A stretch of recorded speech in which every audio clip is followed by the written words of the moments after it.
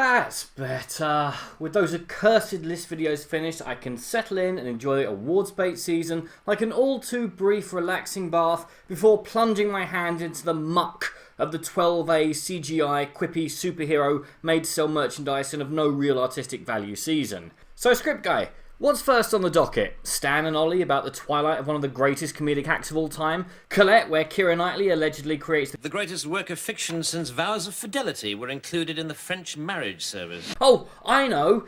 It's got to be The Favourite from that nutter who gave us The Lobster, right? And the winner is... What the hell is this?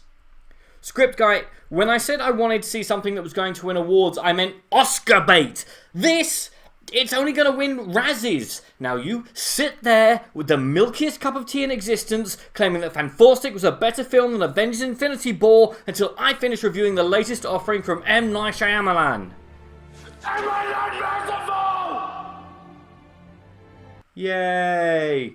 Which is a sad reaction to a man who, when his third film The Sixth Sense was released to near universal acclaim, which was then followed up by the almost as good Unbreakable, people were genuinely beginning to hail him as the new Spielberg. Sadly, the shine started to wear off with Signs, which featured the worst alien invasion since Grabbers, a 2012 Irish film about aliens who you can only fight when you're absolutely wasted.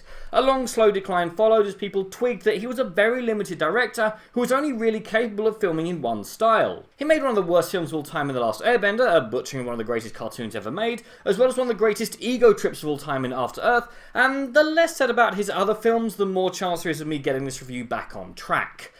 In a nutshell, he went from a cinematic hero to international joke before somehow convincing Professor Xavier to appear in a film where he plays 23 different characters in what was basically a one-man film. It was amazing and ended with a surprise cameo, setting up one of the most unlikely cinematic universes in history. So here we are, 19 years after the first film in a trilogy, we get 4 characters sitting in a room debating as to whether or not 3 of them have superpowers or not. Then, in the final 20 minutes of film, the plot turns up, meaning that we now have an excuse for the extremely underwhelming finale before the end credits roll, and my screening walked out with the general tone being, what the hell was that?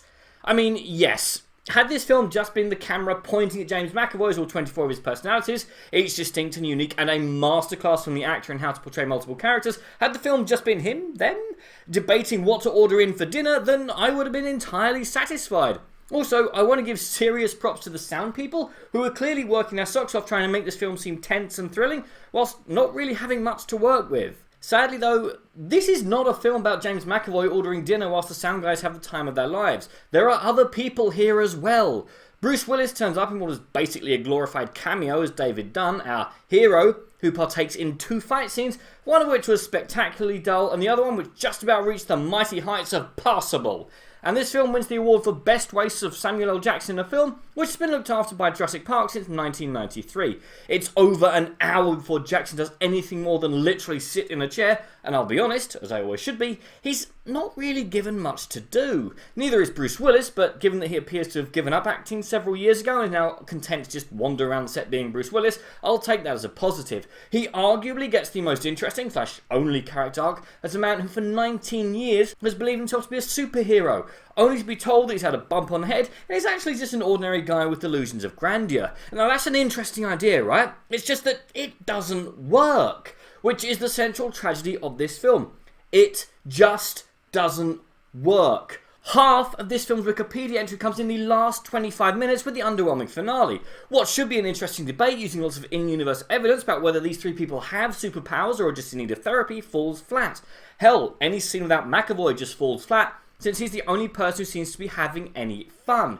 Yeah, Shyamalan hasn't changed throughout his wilderness years. His films are still dull, static affairs without humour or levity, and whilst I appreciate a superhero film trying to be slightly more serious and grounded, I found myself wondering, what if this film was made by someone who was more willing to push the material, who was capable of showing an interesting debate, or just to push the action or the tension, or just to do something with this really great idea? The ending is overlong, and it's not nearly as clever as it thinks it is, but I'm perfectly happy to offer sacrifices to Neeson that it was cut down from 3.5 hours to the mere 2 hours 7. Although even that could do with some more editing. And look, Shyamalan mocking the cliches as the cliches happen, that's not smart, that's not clever, that just sounds like you're ripping off from Deadpool. Now, I need to wrap this up or I'm going to be here until the next time I have to sit through a Shyamalan film. Split is a fascinating idea that is completely wasted. Every moment without McAvoy just feels dull and washed out with limited action that isn't very well shot and is about as exciting as doing the washing up. Its debates are dull, its ending is obvious, nobody seems to be acting other than, well, sure you can guess who by this point, and the whole thing just feels like the opening feature-length special of some very expensive TV show that gets cancelled after the first season. Neeson have mercy on those poor deluded fools who watch it in IMAX. No, I've got it. Ad-libbing now. I've got it. Heroes. Do you remember Heroes? Yeah, remember that? That's what this reminds me of. It's bugging me all day. This is what Heroes could have been. Ugh, now I'm thinking of Heroes. Oh. Alright, anyway guys, can I please have a few weeks of peace before having to deal with another superhero film? Please. What did you guys think? What films, if any, are you looking forward to this year? Skip this, my god, skip this. And I will see you next time. I'm Daniel, it's been a dunking. If you've enjoyed this video, please like, share, and subscribe.